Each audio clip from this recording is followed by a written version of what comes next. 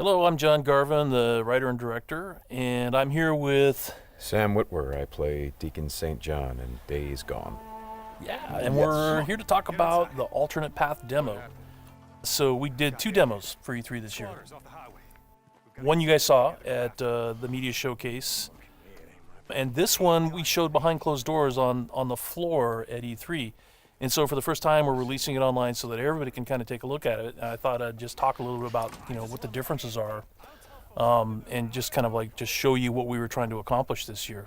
Yeah, I mean, the most obvious difference so far is the last one was nighttime during the rain, and this is daytime during the snow. Yeah, and it's not just cosmetic, and I think that's one of the things we really wanted to emphasize, because this time we're showing sort of a day in the life of Deacon.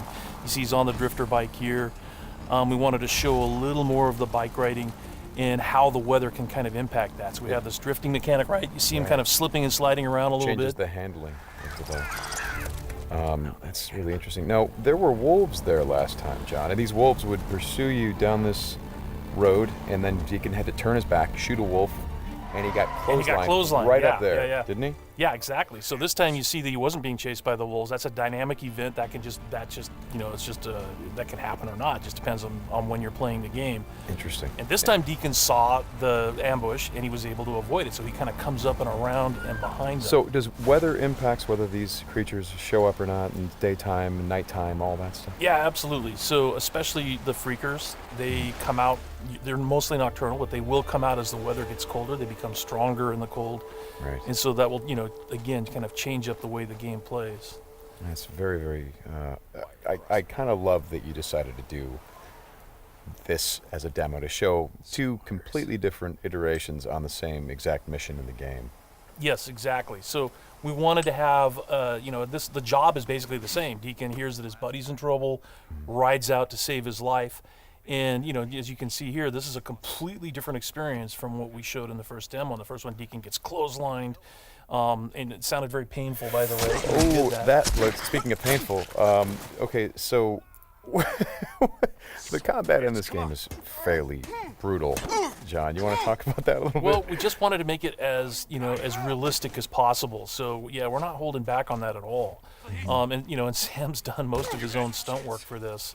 And I can tell you that when we're on the performance stage and we're capturing that stuff, we just try to keep it real, right? Right. Well, right. There was sort of a decision made at some point. What I've been on the project for 2 or 3 years now. Yeah, I think 3 years. And so early on, I think there was a more. What were we? It was more Kurt Russell and sort of a two-fisted thing, and then it turned into, hey, let's take this quite seriously. And what that required is a lot more. Taking this combat stuff and showing the horror of the violence that happens and it were this type of circumstance to take place. I mean, realism, weirdly enough, is the thing we keep going back to when it comes to not just the stunts, but also the performance style. I think, it was very important that it doesn't seem like a bunch of actors, saying lines. It was all very incidental. And we wanted the world to sort of reflect that as well. So you saw there that, Deacon broke into that emergency vehicle and found some supplies. So this is what we're calling our survival vision. So you saw that earlier when he was looking at Manny's bike on the ground. Mm-hmm. And it's just kind of a way of seeing tracks in the world and sort of imagining what might have happened. Mm-hmm. And here I just wanted to point out that you're seeing in this part of the demo that there are freakers there. There weren't there before because it wasn't snowing. It was, and it was getting lighter out. It wasn't getting darker like it is. And so, it changes up the way you can play through the level. And what is this? We call this the meat wall. The meat wall. Yeah, and it's not just there, to make the guys who put them up to seem evil. They're there for a purpose because, again, freakers are living creatures. They eat. That's their primary thing. They want to eat. And so you hang these dead freakers up, and any freaker, rather than coming into their camp like you see here, they would actually stop and snack. Yeah, exactly. Yeah. And then the same thing with this freaker that they've hung upside down. Mm-hmm. There's a bear trap underneath it, and they use that because a freaker will come, be attracted to the meat, and then hit that trap. Interesting. Another thing you just saw, by the way, is that tin can. The tin can trap that you that's an alarm that the Marauders will put up, and this is again some of the things that Marauder camps just do. And you find these Marauder camps throughout the world. You'll find traps like that, and then if you're careful and you're paying attention, you can avoid them. Because in the first demo, Deacon didn't avoid it, and he set off that alarm. Right. Now this is the same tactic that he used last time. Throws the rock to get someone to to lure him over and have him step in the bear trap. But this one plays out a little bit differently than last time. One of the things that struck me, and we've talked about this obviously as we've shot, but there's an effort of the other Marauders to get this guy to shut up, and he won't. Yeah, and so in the first demo, Deacon's heading on down the trail, and you can hear that happening behind him. Right. And this time we're showing what happens. So, he's watching everybody react to this poor guy trapped in the in that bear trap, and she just is like, shut up, shut up, shut up, and then just loses it and shoots the guy. Right. And of course, in the meantime, Deacon is crafting a Molotov and just takes them all out. Right. Oh boy, that's brutal. Ow.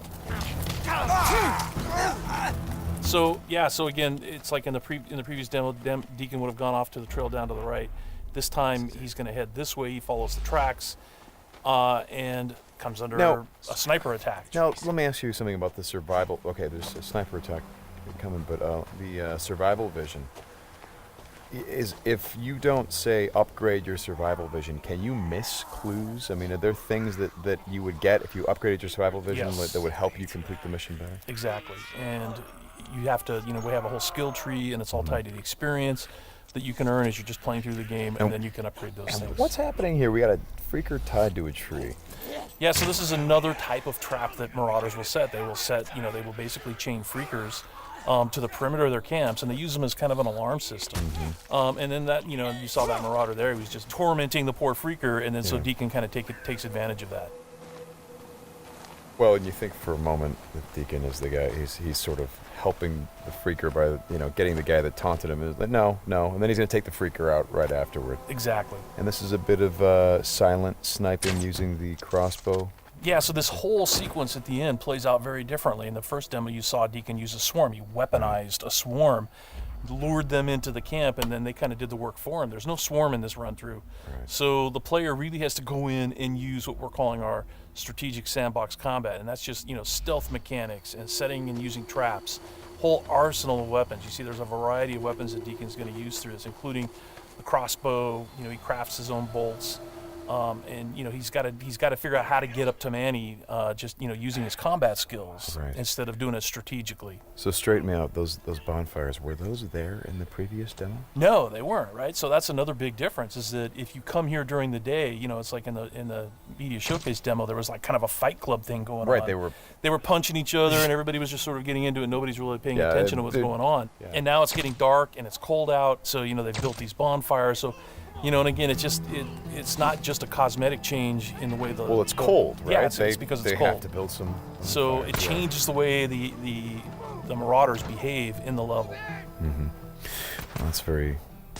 Again, this is part of the reason why I love that you did this as a demo, because the behavior of all of these things, not just the freakers, but the Marauders, everything, there's a logic to it. You can track why they're doing the things that they're doing. And you can use it to your advantage in the gameplay. That's kind of what I like about this so much. And that's really what we wanted to showcase this year, is that it's an open world game, and everything you see around here. And again, we're only playing this two different ways. You saw that waterfall way up there off in the distance. There's a bridge that goes in front of that. If you had a sniper rifle and enough ammunition, you could have driven your bike all the way up there. There's trails that go all the way up there, and you could have used your sniper rifle to take out this entire camp, because it would have taken them a while to figure out where the shots were coming from and to get to you. So, that's a different way to play it. There's another way to play it, by the way, where you could have just stealthed in through the entire camp if you had the skills to do it. And you could have just taken everybody out silently, or almost everybody. And then you could have gotten up to where Manny's being held using a different route, and just stealth killed that guy. There's no reason that you have to come in and run and gun it like Deacon is doing here. Hey, how scarce is ammunition? Because I see him switching from a bunch of weapons, and when we saw this demo, when I came in and saw it at E3, one of the things that I really enjoyed was I was sitting next to you, and the driver was playing the game, and at some point I saw you shift in your chair and you leaned forward, and I heard you say, "Oh man, uh-oh." And I'm like, whoa, what's going on? He's like, he's going to get killed. I'm like, whoa, oh. And I leaned forward. I was like, oh, I guess there's some real danger. And one of the things was that he was running out of ammunition. And he was trying to go pick up ammo from the dead he was looking for Marauders. Ammo, But he was under fire. So when we were at E3, we had a whole team with us, and everybody played it slightly differently. So it just shows you that it's not scripted at all. Yeah. And then this Rager bear. Oh yeah, boy. the infected bear. The infected bear. That's, yeah, that's not what you want to see. Well, we thought that would be a good way to end the demo, is to show that it's just one, for Deacon's life. It's just one darn thing after another. Yeah. Right? You're going to save your buddy. You get clotheslined. You get attacked by wolves, or you think you're finally done. You rescued you've gone through all this stuff, and then suddenly, Rager Bear. Right. Well, as you said to me, it's not just about exploring an open world, as it is the open world coming after you, the open world seeking you out, trying to... Yeah, exactly. That's our tagline. In Days Gone, you don't have to go seeking out trouble. The world comes for you. Trouble's looking for you. All right, Sam, thanks a lot. Thanks, John. It's been fun, and I hope you guys enjoy the demo, and we'll talk more about it soon.